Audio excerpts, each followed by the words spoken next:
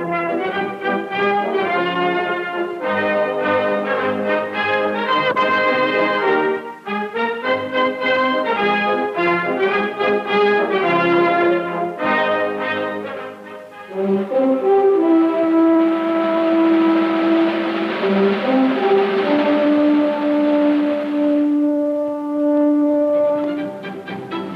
morning, April 12, 1861.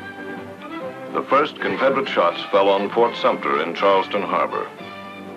Through 34 hours of bombardment, no help came.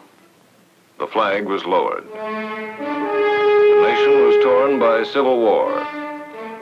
As the 4 tragic years began, most elements of military strength favored the North, whose agriculture and industrial potentials were enormous, with a good rail system, many large ports, a strong merchant marine.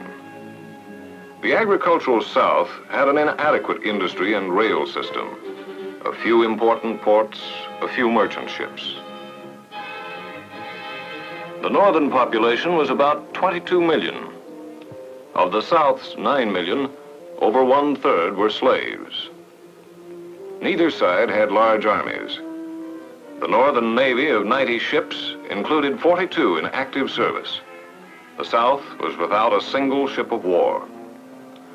At first, Northern war plans were simple and direct. President Lincoln ordered the Navy to blockade the entire southern coast. An army of 90-day volunteers would move south, capture Richmond, and restore the Union. The Battle of Bull Run shattered this illusion. So a new strategy took form, based on long-range objectives. In its broadest sense, the plan was surround the South on sea and land, press in on all sides, split the South into 2 parts. Secretary of the Navy Gideon Welles, Assistant Secretary Gustavus Fox, and a special board of strategy shaped the Navy's mission. Control of the sea belonged to the North, and to exploit it fully, 3 basic decisions were made. First, strengthen the blockade. Second, reduce land strongholds on coasts and rivers. Third, support the armies with firepower, transport, and supply.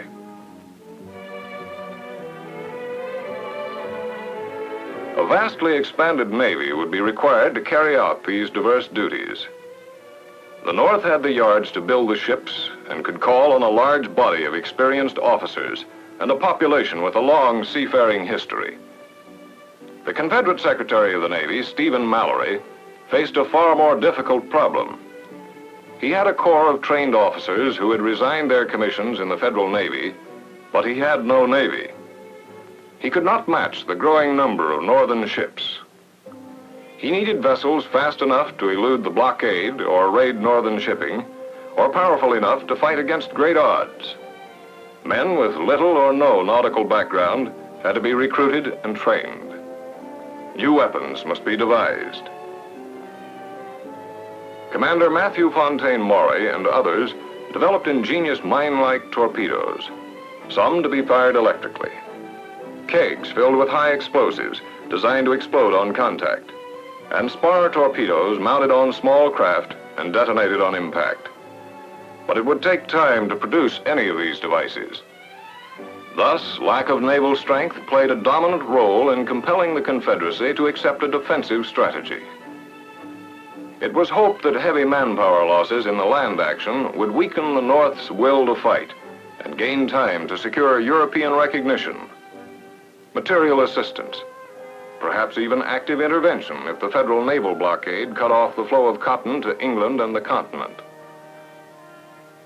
When President Lincoln ordered the blockade, the number of available ships was inadequate for controlling some 3,500 miles of southern coastline. Still, the threat was sufficient to damage Confederate commerce overnight. Privateering was authorized, and soon ships were slipping through the blockade to raid northern commerce and bring back much-needed supplies. The North Carolina Sounds were privateer havens, so in August 1861, a Federal fleet appeared off Hatteras Inlet, bombarded the 2 defending forts into submission, and sealed off Pamlico Sound. 6 months later, the capture of Roanoke Island neutralized Albemarle Sound. By now, the South was using fast blockade runners built abroad. These paddle wheel steamers made about 14 knots and were capable of eluding the blockading ships. To counter the blockade runners, it was imperative that northern ships remain on station for longer periods. For this purpose, seizure of a base on the Confederate coast was essential. Port Royal Sound, near the main southern coastal ports, was the objective.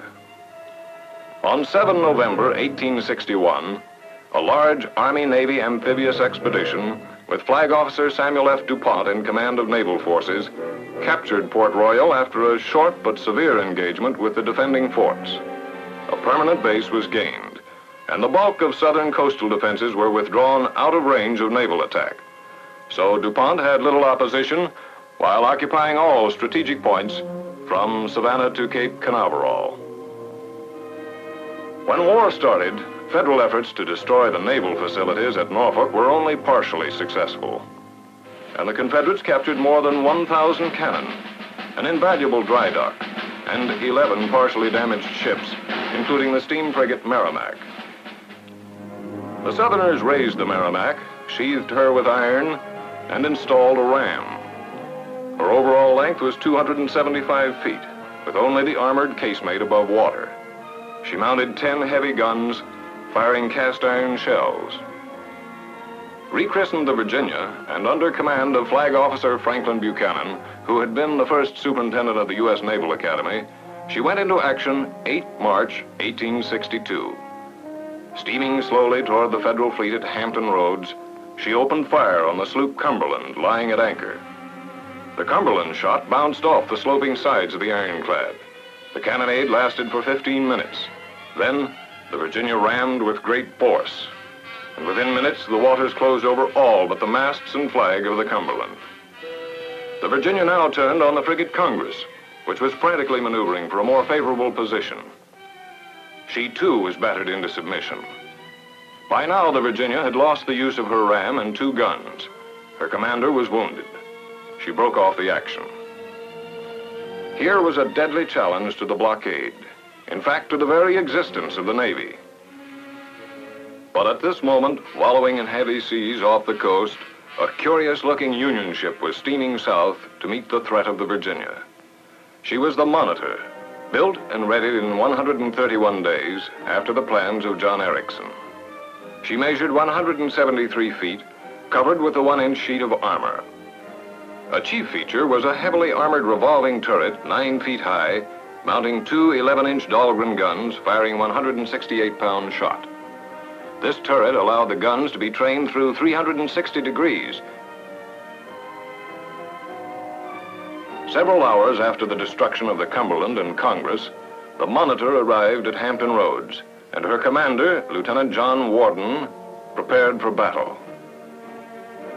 Next morning, the Virginia, now commanded by Lieutenant Catesby Jones, advancing to renew the attack on the blockading ships, was met instead by the Monitor's fire. There followed a momentous engagement lasting more than 3 hours, fought mostly at close range. For the first time, 2 ironclads were locked in combat. A new era of war at sea dawned. The Monitor fired every 7 or 8 minutes. Most of the shot hit the Virginia, but with little effect.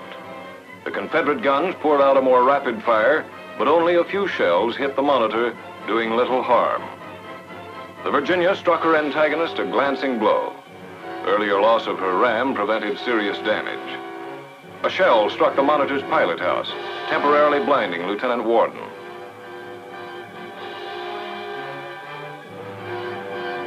No one had been killed, and but few wounded. Yet the Virginia's attack on the Federal squadron and her duel with the Monitor dramatized the fact that wooden navies were obsolete. Thereafter, both sides concentrated on the construction of armored vessels. In the West, the war had been slow in starting, but plans were progressing for the campaign on the inland waters, which would split the Confederacy. Shallow draft vessels were essential to river operations. J.B. Eads of St. Louis built 7 shallow draft, paddle wheel, partially armored gunboats. Each mounted 13 guns of various sizes. Eads gunboats were to be the core of the river fleet. The Tennessee and Cumberland rivers offered a natural means of flanking the Confederate forces in Kentucky. But Forts Henry and Donelson blocked the way.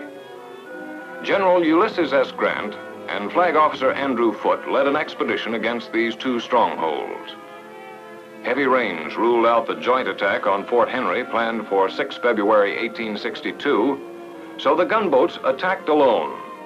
After a short, violent action, the fort surrendered to Foote's battered fleet. A week later, the same force moved against Fort Donelson. This time, the task proved far more difficult, as the gunboats were under fire from fortifications on high ground. The St. Louis and Louisville were disabled and others badly damaged. The attack was suspended. However, the defending Confederate generals were convinced Fort Donelson could not be held and surrendered to Grant 2 days later. Confederate positions in Kentucky were now untenable. Their forces fell back into Tennessee. A pursuing Union army coming south from Cairo, Illinois, was stalled after capturing New Madrid on the west bank of the Mississippi River. To cross the river and attack heavily fortified Island No. 10, transports and naval gunfire were necessary. To get transports to the Army, Union troops dug a shallow canal across a narrow peninsula to bypass Island No. 10. Foote, meantime, used naval mortars to bombard the island. The improvised canal could not take the gunboats, and to support the Army movement, they would have to run past the batteries commanding the river. Commander Walk in the Carondelet was first to make the perilous attempt. Shrouded by darkness and a wild storm, the Carondelet successfully navigated the tortuous channel and passed the batteries without harm. The Pittsburgh made the same dash early in the morning of 7 April 1862. The Army crossed the river under cover of both gunboats. Island No. 10 surrendered to the Navy that night. The previous day, 100 miles to the south, the Great Battle of Shiloh raged. Here, 2 wooden gunboats under Lieutenant Gwynn saved Grant's river flank by repulsing a Confederate attack until Union reinforcements could arrive. Sea power had decided the issue on the upper rivers. During these operations, a large Union naval force was gathering at the mouth of the Mississippi, preparing for the assault on New Orleans. Flag Officer David Glasgow Farragut was in command, and under him, Commander David Dixon Porter had the gunboats and mortar boats. Guarding the approach to New Orleans were Forts Jackson and St. Philip. A difficult obstruction had been thrown up to block the narrow channel. Above the forts was a defending Confederate fleet, including the large but unfinished ironclad Louisiana, the ram Manassas, and 10 lightly armed craft. To take the city, Farragut would have to run the gauntlet of Confederate strength. For 6 days, the mortars bombarded the forts. 2 gunboats breached the obstruction. Then Farragut, in his flagship Hartford, moved the fleet up the channel early in the morning of 24 April 1862. The ships passed the forts through an exchange of heavy fire and engaged the Confederate fleet. The Manassas damaged 2 Federal ships, but was in turn destroyed. Only 3 Confederate vessels escaped. Next day, Farragut's ships anchored off New Orleans, where unusually high water gave them command of the streets. The city and forts surrendered. The North was jubilant over the Navy's victory. Loss of the largest and wealthiest city in the South was a stunning blow to the Confederacy and necessitated a concentration of forces to protect the vital supply line from the Southwest. Redeployment of Confederate troops left the Mississippi River open above Vicksburg. Memphis, now isolated, surrendered to the Navy in June after a brief but very sharp engagement on the river. That same month, Farragut's fleet ran past Vicksburg to join the Union forces moving south. Temporarily, the entire Mississippi was under Northern control. but it could not be kept open while the Confederates held their strong positions at Vicksburg. In addition, the river was falling, and sickness mounted in Farragut's fleet. Withdrawal of the Federal fleet was also hastened by the sudden appearance of the Confederate ram Arkansas. After roughing up several Federal vessels in the Yazoo River, she ran through the Union fleet to a refuge under the bluffs of Vicksburg. Farragut repassed the Vicksburg batteries and returned to New Orleans. In the east, General George McClellan had moved his army by water to Fortress Monroe during March and April 1862 for the Peninsula Campaign aimed at capturing Richmond. The presence of the dangerous ironclad Virginia in the area delayed McClellan until Federal troops took Norfolk in early May. The Virginia, now threatened with capture, was burned, and the James River was open to the Federal fleet, a circumstance that was to save McClellan from probable disaster. The Union Army, after advancing to within sight of Richmond, was caught in a trap by General Robert E. Lee, and its main line of communications cut. A large number of transports were hastily assembled at Malvern Hill to load supplies, while naval cannon covered the Army's move to a new base at Harrison's Landing. Here, the gunboats protected the Army's flanks and guarded Federal lines until August, when the Army withdrew by water to northern Virginia. For the remainder of 1862, land operations in the east moved too far inland to employ naval support. During these crucial first 2 years of Civil War, virtually every significant Union victory was made possible by the Navy's control of the sea. Most of the East Coast and the Mississippi River was in Federal hands. The blockade had seriously restricted Southern trade and was gradually strangling the Confederate economy. The South was increasing its use of blockade runners, but hundreds had been captured or destroyed. Cotton exports had dropped to a trickle, and Southern imports were only a fraction of actual needs. The North was building more and more ships to tighten its iron grip, while the South had several ingenious vessels and weapons nearly ready to challenge that stranglehold. For 2 years, both sides had fought valiantly. For 2 more years, their courage, strength, and ingenuity would be tested to the utmost before a final decision could be reached.